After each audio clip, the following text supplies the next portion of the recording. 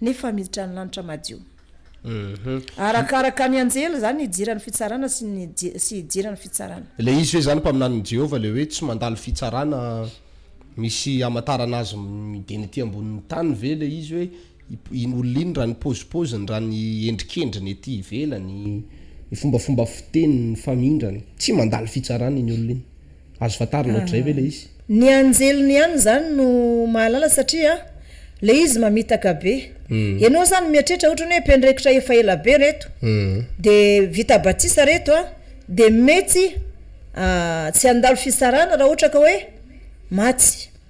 Nefa ny mpiandraikitra mihitsy no manao ampahazarana ny fanompona rehefa ela ny aina natao anatin'le fiangonana marina dia eo zany sy ahaizanao hoe ianao zany mieritreritra hoe ny mpino vaovao mety mbola tsy hiditra ny lanitra satria mbola be de be ny zavatra mety mbola ho fantariny. Mety misy ihany zavatra fantany tamin'ny vita batisa mieritreritra hoe ny olona vao vita batisa reny mety reny andalo fitsarana fa ny mpiandraikitra mety tsy andalo fitsarana fa hiditra ny lanitra madio.